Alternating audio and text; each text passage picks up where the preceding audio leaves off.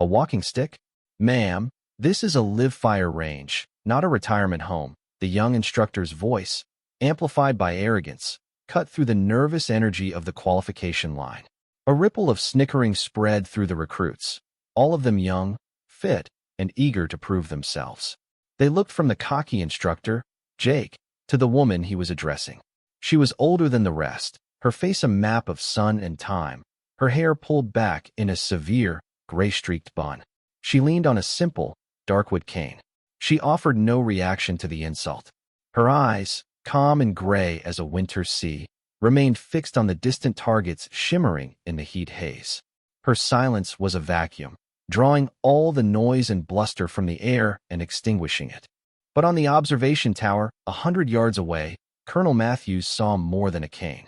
He saw the way she stood, not leaning on it for support, but using it as a third point of contact with the earth, a pillar of stability.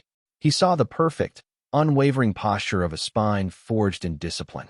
He saw the set of her jaw, a silent testament to a resolve that needed no announcement. If you believe that true strength is measured in deeds, not decibels, type competence in the comments below. The colonel adjusted his binoculars, a knot of anticipation tightening in his gut. He had a feeling the entire range was about to receive a lesson it would never forget. Jake, emboldened by her silence, continued his performance. He strode before the line of shooters, using her as a cautionary example. Listen up. This is the M210 Enhanced Sniper Rifle. This is not a toy. It demands respect. It demands a stable firing platform, something you cannot achieve if you can't even get into a proper prone position. He gestured dismissively toward the woman and her cane. Assumptions kill. Assuming you are qualified to be here is the first mistake. Assuming your body can handle the recoil, the breathing control, the sheer discipline required, that is the second. We have standards here for a reason. They exist to weed out weakness, to ensure that only the most capable individuals are certified to handle a weapon of this caliber. He paused for dramatic effect, letting his words hang in the dusty air. The woman, Master Sergeant Evelyn Reed, still said nothing. She simply ran a gloved thumb along the stock of the rifle assigned to her, the movement slow, methodical, and familiar. It was a gesture of quiet communion, a conversation between a tool and the hand that knew its soul. Her stillness was more intimidating than any boast, a deep well of professional calm that Jake's shallow provocations could not disturb. Her focus was absolute, her world compressed to the rifle in her hands and the impossible distance to the target. The qualification began. One by one, the recruits took their positions, their movements jittery with adrenaline. The wind, a fickle enemy, whipped across the range, pushing shots wide. Groans of frustration followed each digital report of a miss. Finally, it was her turn. Master Sergeant Reed walked to the firing line, each step deliberate, the cane tapping a steady, rhythmic beat against the packed earth. She did not go prone. The recruits exchanged confused glances. Jake smirked, folding his arms, ready to watch her fail. But then, she did something that silenced the entire range. With a single, fluid motion, she jammed the metal tip of the cane deep into the dirt. A flick of her thumb released a hidden clasp near the handle, and the wooden shaft telescoped downwards, transforming the simple walking aid into a bespoke, rock-solid monopod with a V-shaped cradle. She settled the M210 into the rest, the rifle becoming a seamless extension of the cane, and by extension, of her. The entire assembly was an act of profound, practiced efficiency. The smirks vanished, replaced by wide-eyed curiosity. Her preparation was a silent clinic in economy of motion, every action honed by countless hours of repetition.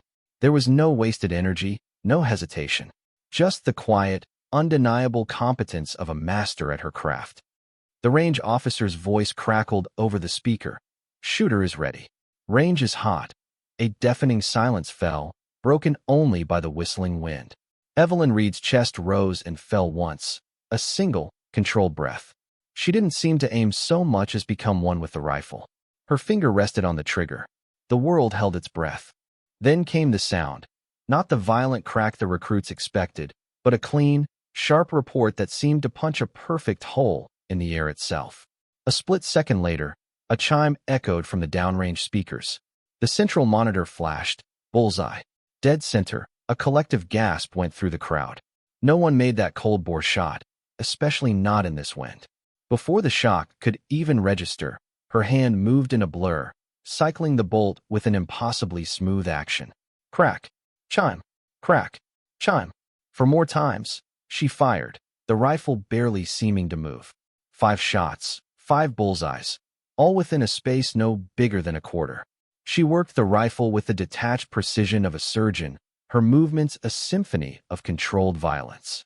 When she was done, she cleared the weapon, laid it gently on the mat, and stood up, retrieving her cane-turned monopod. Jake just stared at the monitor, his face pale. His arrogance had been utterly and completely dismantled. "That's not possible," he whispered, the words barely audible. Colonel Matthew's boots crunched on the gravel as he descended from the tower. He walked with a purpose that parted the stunned recruits like a ship through water. He didn't even glance at Jake. His eyes were fixed on Evelyn Reed. He stopped directly in front of her, the silver eagles on his collar gleaming in the harsh sun. The entire base seemed to hold its breath. Then, the colonel, a man who commanded thousands, snapped to attention. He rendered the sharpest, most profound salute of his life. It was not the perfunctory gesture for a civilian. It was a salute of deep, unwavering respect, a recognition from one warrior to another. He held it, his arm rigid, his gaze locked on hers. Master Sergeant Reed. His voice was a low boom that carried across the entire range, a formal address that sent a shockwave through the onlookers.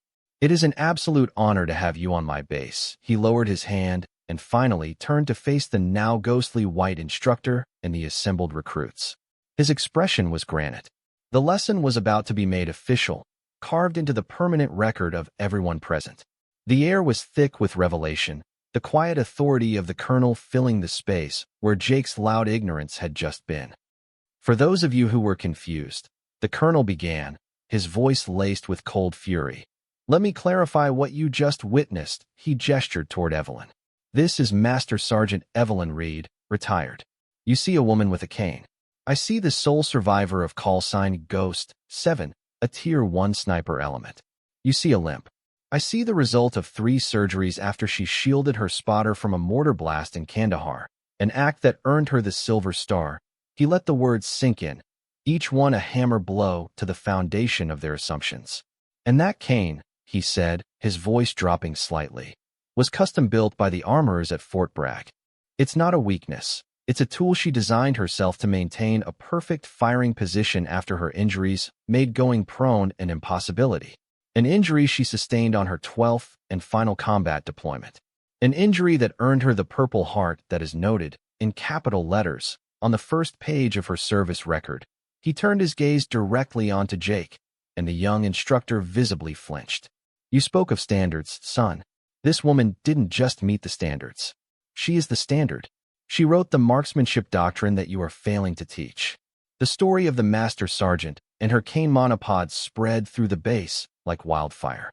It was told in the mess hall, whispered in the barracks, and analyzed in the NCO lounges. The tale became an instant legend, a modern parable about the dangers of assumption. The digital target from her perfect 5-shot group was printed, framed, and mounted on the wall of the main range classroom under a simple brass plaque that read, "The Reed Standard." It became a silent teacher, a constant reminder that competence doesn't need to announce itself. Later that day, a humbled Jake found Master Sergeant Reed cleaning her rifle. He stood before her, his head down, the swagger completely gone, replaced by a shame that was profound and genuine. "Master Sergeant," he stammered, his voice barely a whisper, "there is no excuse for my behavior. I was arrogant, I was unprofessional, and I was wrong. I am sorry." Evelyn Reed paused her work, looking at him for a long moment. She saw not the cocky instructor, but a young man who had just learned a hard and necessary lesson. She simply nodded. "Be on the line tomorrow. 0500, she said, her voice even. "We're going to work on your breathing and your humility." Her mentorship began the next day, and in the weeks that followed, she transformed not just Jake, but the entire culture of the range. She taught with a quiet patience that was more impactful than any shouted order. She taught the recruits to read the wind not as an obstacle, but as a source of information. She taught them that a rifle was not just a weapon, but an instrument that required harmony between body and mind. She never once mentioned the incident of her arrival. Her vindication wasn't in rubbing it in. It was in the raising of the standard for everyone. The firing point she had used that day was unofficially christened Reed's Perch. Recruits would compete to qualify from that specific spot, hoping to channel a fraction of her skill. The cane, which had been an object of mockery, became a symbol of resilience. It represented the idea that a perceived weakness, when understood and adapted to, could be forged into an unconventional and undeniable strength. Her presence on the range was a quiet revolution. She didn't tear down the old system. She simply reinforced it with the steel of her own experience, proving that true leadership is about building competence in others. Months later, Colonel Matthews stood on the observation tower, watching a new class of recruits. Jake was leading the instruction, and his tone was entirely different. It was authoritative but respectful, demanding but encouraging. He began every single class the same way. He would point to the framed target on the wall and tell the story of the quiet master sergeant who came to the range with a simple walking stick. He told them about her perfect cold-bore shot, about her service, about the cane that was not a crutch but a weapon. He used her legend as a tool to dismantle the arrogance and prejudice of new soldiers before it could take root. "Look around you," Jake would tell them. "Your assumptions are your biggest enemy. The quietest person in this room might be the most dangerous. The one who looks the weakest might be the strongest." Judged by action and competence alone, Evelyn Reed had long since moved on, her work there done, but her impact was permanent, woven into the very fabric of the base's culture. The legacy of Master Sergeant Evelyn Reed wasn't the framed target or the name on a firing point. It was in the change she inspired. It was in the way a new generation of soldiers learned to look past the surface and recognize the quiet professionalism that is the true hallmark of a warrior. Her story became a foundational myth, a reminder that the loudest voice in the room is often the most insecure. True strength doesn't need to boast. True competence is its own validation. It is proven in the deafening silence after a perfect shot, in the steady hand under pressure, in the quiet dignity of a job done to an impossible standard. It is the legacy of those who carry their history not as a burden to be complained about, but as a foundation upon which to build an unbreakable resolve. The greatest respect is not demanded. It is earned, in silence, with precision, through an unwavering commitment to excellence.